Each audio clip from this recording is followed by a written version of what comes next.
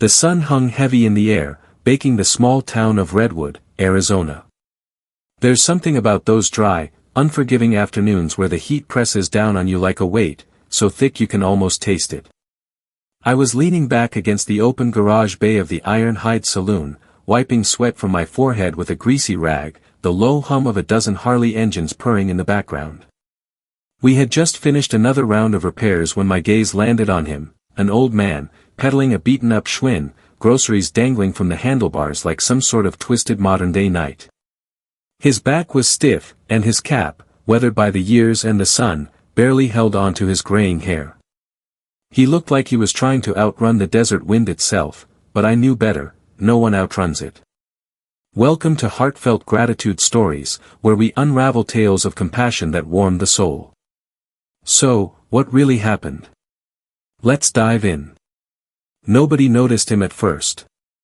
He was just another tired soul passing through. The bikers lounged on the patio, boots up on tables, beers sweating in the heat. The lot rumbled with the noise of idling engines, the kind of sound that spoke of endless roads and restless souls. But then, it happened. There was a loud snap, a sharp metallic ping that cut through the noise like a knife. I turned just in time to see the old man's bicycle wobble, a brief, desperate dance of failure before it tipped sideways. He barely had time to jump off before it collapsed in front of the saloon, an old man and his old bike brought low by a broken chain. The air held still for a moment, like the town itself held its breath. Then, laughter. It started slow, a few chuckles here and there, but it built. "Wrong place to break down, old man," came a voice from a table nearby, followed by more jeers, louder now. Someone raised their beer, a deep-throated laugh rumbling in their chest. "Bet that bike's seen more battles than he has." One guy even pulled out his phone, ready to document that show. "Redwood's finest entertainment," he muttered under his breath. I felt the weight of it, the collective cruelty in the air, like it could choke you if you weren't careful. But the old man didn't flinch. He didn't even look up.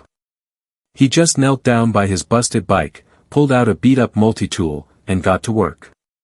His hands shook a little, but he didn't stop. Not even when his groceries spilled out from the bags and rolled across the pavement, right to the boots of the bikers who were watching, waiting for the next moment to laugh at. The old man just bent down, slow and steady, picking up the cans of beans, the loaf of bread, the apples that had escaped their plastic prison. One of the bikers kicked an apple across the lot like it was a soccer ball, laughing all the while. And then, it hit me. This wasn't just about a broken bicycle. It wasn't even about an old man holding on to his dignity. No, it was something more. Something older. And it was all unraveling in front of me. I felt my fists clench, but I didn't move. I stayed where I was, frozen.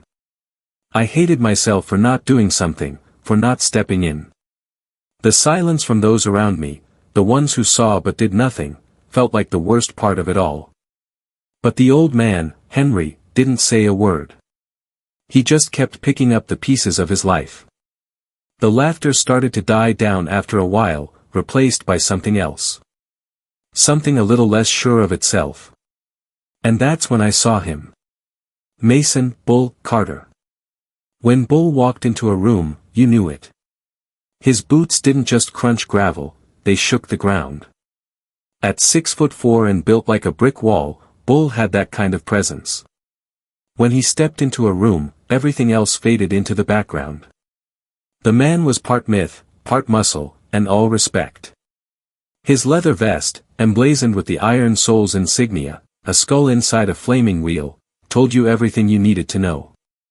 Above it, stitched in heavy thread, was one word, President. He didn't need to shout. He didn't need to swing a fist. No, Bull just had to show up. And he had. Now, he was walking toward Henry. My heart skipped a beat, and I held my breath, the crowd's energy shifting with the certainty that whatever was about to happen, it wasn't going to be good for the ones laughing at the old man. Bull didn't even glance at them.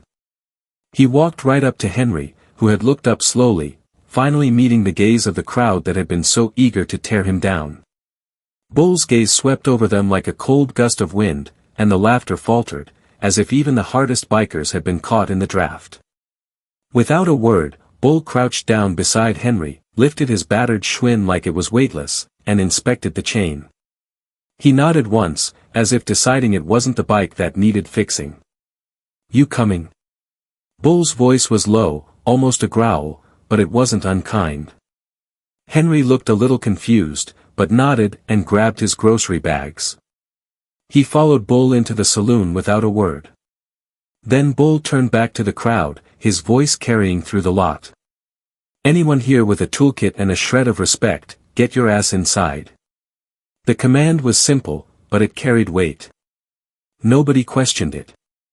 Slowly, like reluctant soldiers summoned to attention, the bikers rose, some of the toughest men in the room, moving like they had no choice but to follow. I stayed back a moment longer, heart pounding in my chest, and then grabbed my toolbox and followed them in. Inside the Iron Hide, it was different. Normally, the place was loud, full of clattering pool balls, music blaring from broken speakers, and the raucous laughter that filled every inch of the place. But now, silence.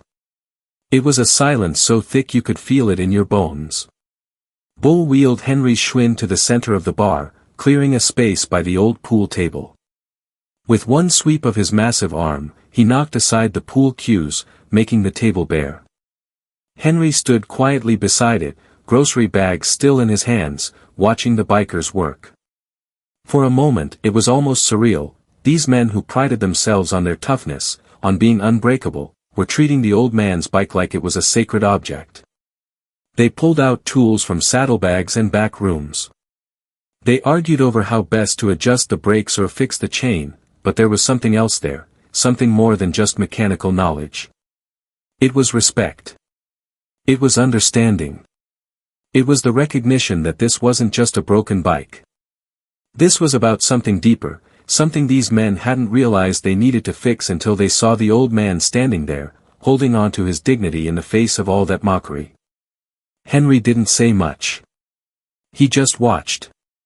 Every turn of the wrench, every adjustment to the chain, he watched like he was learning something, like he was teaching us all something, without ever opening his mouth. Bull looked at Henry with a quiet smile. "You've been riding this thing like this?" he asked, voice low. Henry shrugged. "Gets me where I need to go," he said simply, and that was all. It didn't need to be anything more. Bull took a step back, wiping his hands on a rag.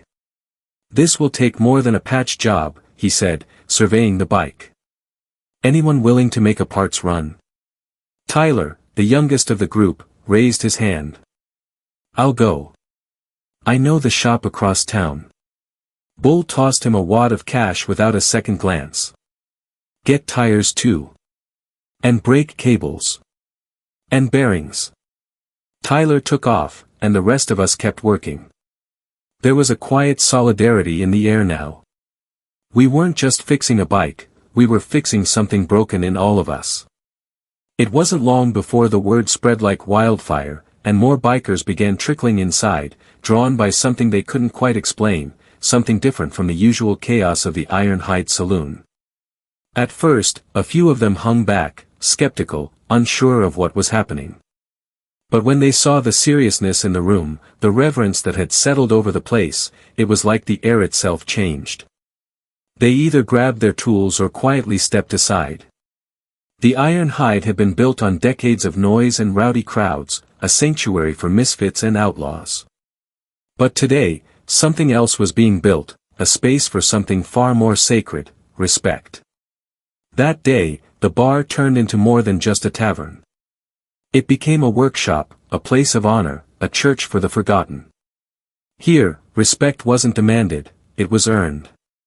Hours drifted by, and the sun hung lower in the sky, its heat still clinging to the land, thick and oppressive. The temperature dropped just slightly, but the air was still heavy with the smells of grease, oil, and an unspoken apology.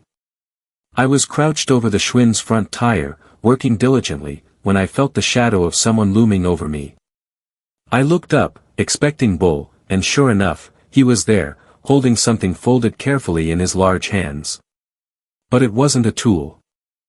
It wasn't a wrench or a chain breaker. It was a vest, a brand new, black leather vest. No flames, no skulls. Just plain black leather with one word embroidered across the back in gold thread: respect. Bull studied it for a moment, turning it over in his hands, as though it weighed more than it should. Then he walked slowly across the room toward Henry. Every heavy boot step was a drumbeat, each one sending ripples of tension through the crowd. Henry sat quietly on his stool, his eyes sharp beneath his faded Marine Corps cap. Bull approached him slowly, without a single word, and then he simply said, "We can't make you a member. That takes a different kind of ride. But we can honor yours." And with that, Bull draped the vest gently over Henry's narrow shoulders. It fit him as if it had been waiting for him all along. Henry's hands rose to touch the leather, his fingertips brushing the stitched word respect. For a moment, his hands trembled harder than before, but it wasn't weakness. It was the weight of something stronger, something that carried all the laughter, the mockery, and the years of loneliness that had been placed on him. But now, that weight wasn't his to carry alone.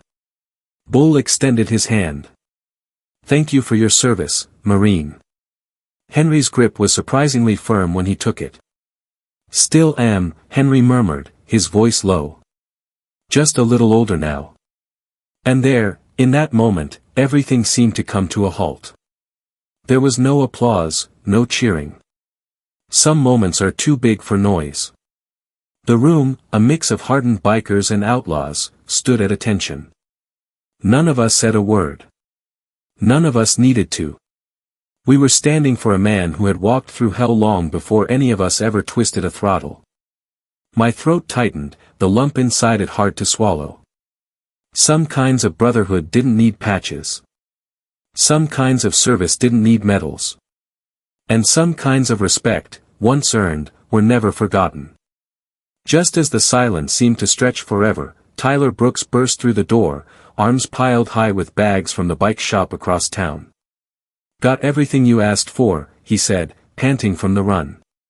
He dropped the haul onto the table with a thud. New tires, brake cables, grease, even fresh grips for the handlebars.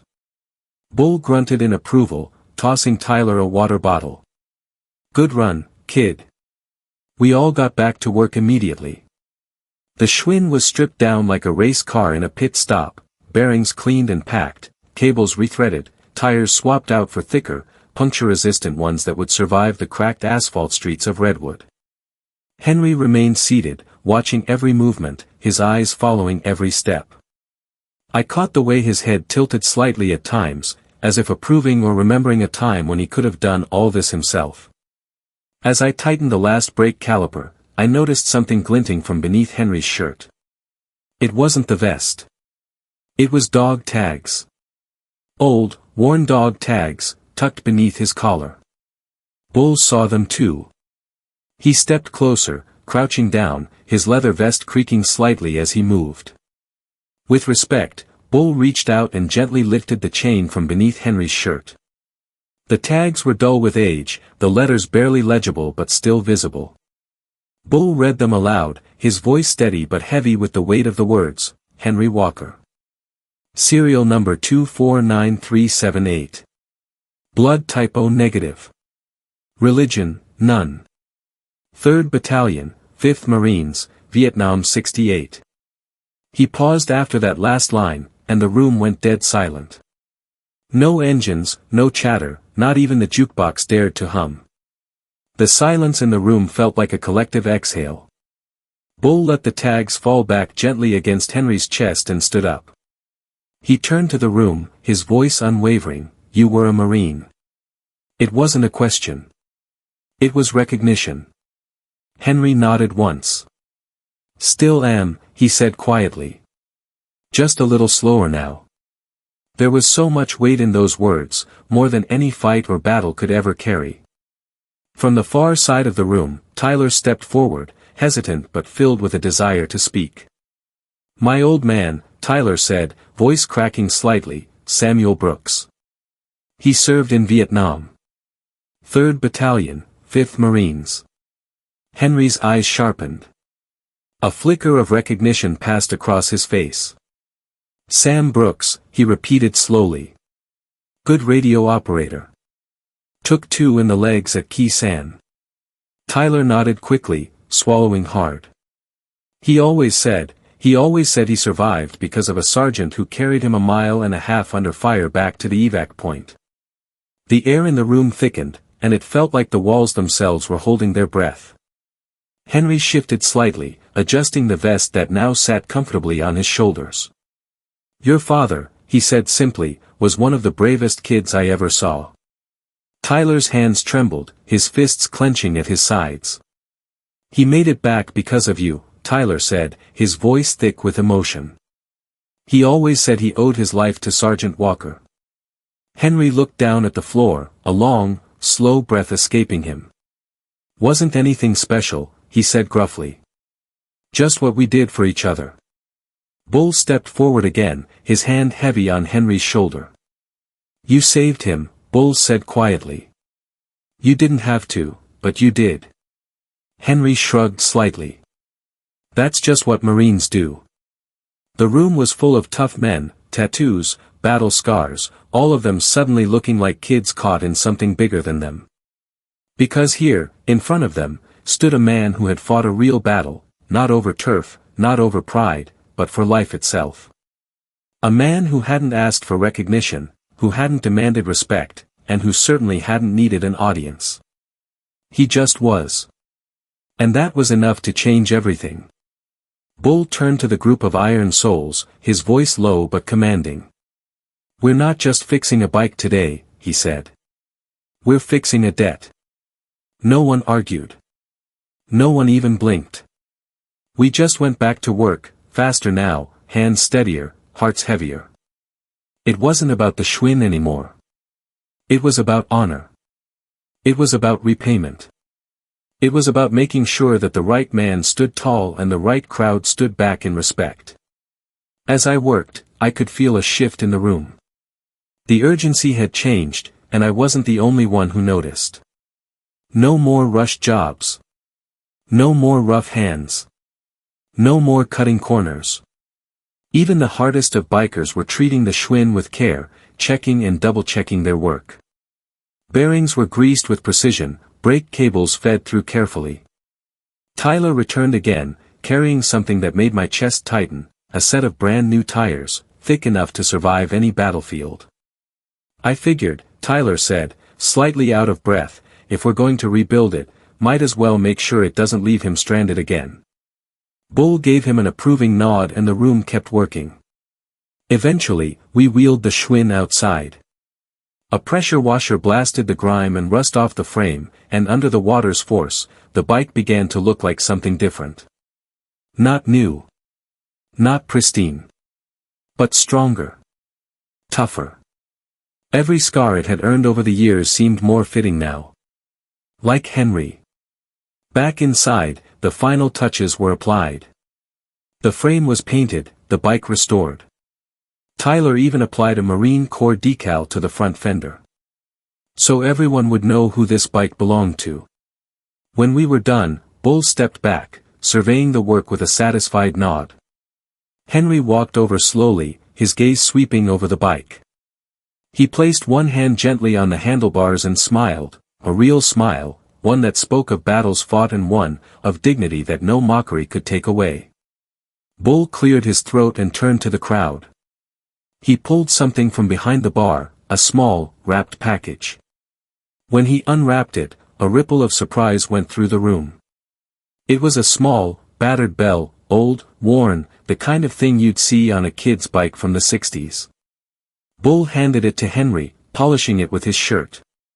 Had this hanging up back there for years, Bull said. Belonged to my old man's bike. Thought it was junk. Guess it was just waiting for the right rider. Henry took the bell, his fingers brushing over it softly. He smiled again, this time a smile of recognition. Guess it's time, he said softly. And in that moment, the room was changed. Not by the bike. Not by the bell. But by the respect, the shared understanding that some things are earned, not given. That some heroes never ask for glory, and some battles are fought quietly, in the most unexpected places. Henry stood there, holding the bell in his hands, as if it were something sacred. It wasn't just a bell, it was a symbol, something far beyond the shiny metal, something that carried a weight of 1,000 unspoken words. His fingers tightened around it, not a word escaping his lips, but everything he felt was there, conveyed in that simple grip. He didn't need to speak. His silence said more than any words ever could. Tyler, steady and deliberate, stepped forward with a wrench. He mounted the bell onto the Schwinn's handlebars with precision. The click of it into place sent a ripple through the room, a quiet murmur of approval ran through the iron soles. The bike wasn't just a bike anymore, it was something more. It was the embodiment of respect, the kind that is earned, not given. It wasn't the grease or the new parts that transformed it, it was the bond, the unspoken connection that had been forged. Bull nodded with satisfaction. "Now she's ready," he said, his deep voice resonating through the room. The bike gleamed under the lights, not just as a machine, but as a symbol of something deeper, something personal. Something earned. But Bull wasn't finished. He disappeared into the back office again, emerging with something carefully folded in his hands. Another vest, leather, just like the first one Henry had received, but this one carried more than just the word respect. It bore the full iron soles patch, the snarling wheel and skull emblem, the full colors. It wasn't just a patch, it was a statement. A recognition. And as Bull held it up for the room to see, a hush fell over the iron soles. The atmosphere thickened, every person in that room felt the weight of the moment. "This isn't something we give lightly," Bull's voice was low, steady, and commanding. It held a gravity that none of them could ignore. "And it's not official. Not club protocol." His eyes locked onto Henry's with unwavering sincerity. "But some debts run deeper than patches." Henry shook his head, his voice quiet but firm. "I ain't no biker," he muttered, almost as though trying to explain the obvious, but Bull's grin spread across his face. It wasn't a grin of mockery, but of understanding. The kind of grin that only the ones who had walked the same path could understand. "Doesn't matter," Bull said, his tone soft but confident. "You're family now.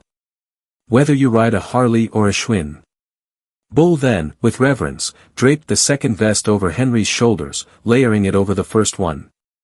No ceremony. No applause. Just the simple, quiet act of honor.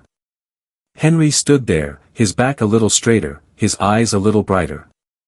There was no need for celebration, the moment spoke for itself. The weight of the vests on his shoulders seemed to settle something deep within him. It wasn't just the weight of leather, it was the weight of recognition, of respect. And somehow, it felt like he had been wearing them all his life. Bull extended his hand, and one by one, every single member of the Iron Souls came forward. They didn't rush. There was no frenzy, no grand display. Each one stepped forward with a quiet respect, shaking Henry's hand, clapping him on the back, nodding in silent acknowledgement. Even the toughest of them, the ones who never cracked a smile, the ones who carried a hard edge, approached Henry with something they rarely gave to anyone, their loyalty, their brotherhood, their respect. I stood back near the bar, trying to hold it together. I had never seen these men so united, so humble. A lump rose in my throat, and I didn't bother to hide it.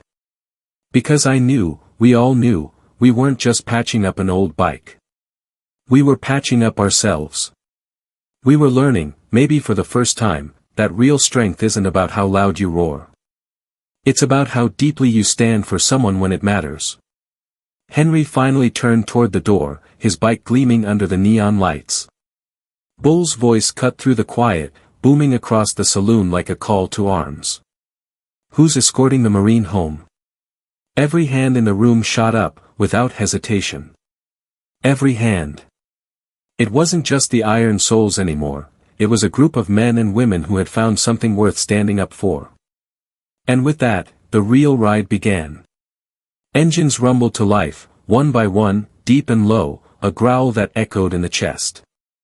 I stood outside the iron hide, the tool belt forgotten around my waist, and watched as the iron souls mounted their bikes with a precision that seemed almost military.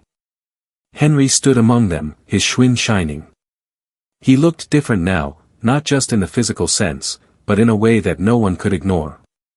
Straighter. Taller. The years that had weighed him down somehow seemed lighter. Bull revved his Harley, just a single growl of the engine, and the others followed in turn, a chorus of rumbling engines that shook the earth beneath us. Bull pulled up alongside Henry, nodded once, and gestured for him to lead the way. Henry hesitated for just a second before mounting his Schwinn, with surprising grace. He kicked off gently, the tires rolling smooth and silent as the iron soles fell in behind him, 20 strong, engines roaring, boots heavy on foot pegs. Henry pedaled slowly, steadily, down Main Street, a lone figure leading an honor guard of chrome and thunder. I grabbed my jacket and sprinted outside, not able to stand there anymore. People were already gathering along the sidewalks. Even in the heat of the early evening, you could feel the reverence in the air. Shopkeepers leaned out their doors, parents lifted their kids onto their shoulders, and even Mr. Daniels, the old man from the hardware store, stood at attention with his hand pressed firmly over his heart. Nobody said a word. Nobody needed to. They all knew. They knew what they were witnessing, something rare, something real. Henry didn't wave. He didn't acknowledge the crowd. He just kept pedaling, steady and determined. Bull and the others maintained a respectful distance behind him, not crowding, not overtaking, just escorting him home like a procession for a king. The sun dipped lower in the sky, casting long golden shadows across the asphalt. It was cinematic, like something out of a dream. But it was real. Every rumble, every breath, every heartbeat. It was all real. I hopped into my old pickup and trailed behind, my hands gripping the wheel tighter than necessary, not out of anger, but something deeper. Something I couldn't quite put into words. Pride. Gratitude. Maybe even hope. Henry's apartment complex sat on the edge of town, a modest, one-story building with peeling paint and a limp American flag hanging by the door. When they reached it, Bull revved his bike one last time, and the procession split into two lines. Bikers parked their Harleys on either side of the walkway, engines idling low, forming a living corridor. Henry dismounted slowly, stiff from the ride, but his head held high. He carefully pushed his Schwinn through the aisle of bikers, and as he passed, every single rider, every man, every woman, lifted a hand in silent salute. No mockery. No show. It was a salute. A real salute. One that no uniform could demand. Only a life well lived could earn it. Henry reached his door, turned back once, and nodded. No words. No speeches. Just a simple, powerful acknowledgement. Bull kicked down his kickstand and approached, boots crunching on the gravel. You need anything, he said, his voice carrying over the low rumble of idling bikes, anything at all, you come to us. You're family now. Henry's hand tightened on the handlebars. And if that bike ever gives you trouble again, Bull added, with a grin, you bring it straight to the iron hide. First-class service. Lifetime guarantee. A ripple of laughter moved through the bikers, not loud, but warm, real. Henry smiled, that same small smile I'd seen earlier. The kind of smile that only a man who has learned that true strength is not about how hard you hit but how long you stand, can wear. The engines finally rumbled down, one by one, as the iron soles peeled away, respectful as ever. I stayed behind a few seconds longer, watching Henry unlock his front door, pull his Schwinn inside, and disappear into the quiet of his apartment. The sun slipped below the horizon, casting the town into soft twilight. I leaned against my truck, just breathing it all in. There are moments you carry with you forever, not because they're loud or flashy, but because they remind you of what's real. That day, we remembered.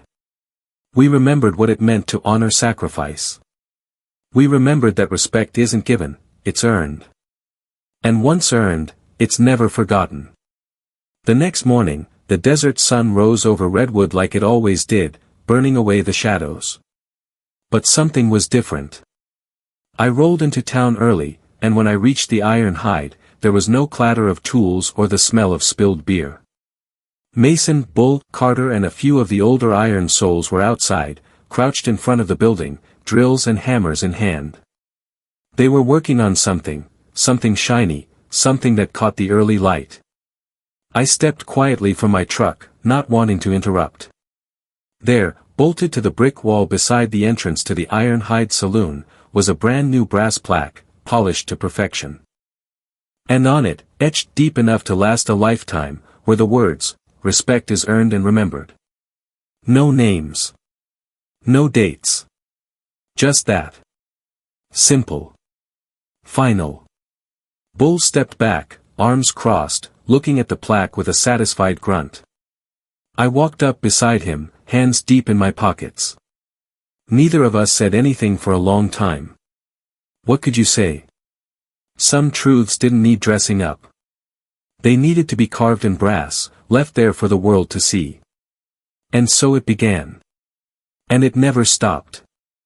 Don't let this fade. Subscribe to Heartfelt Gratitude Stories, where justice shines, kindness echoes, and no quiet hero is ever forgotten.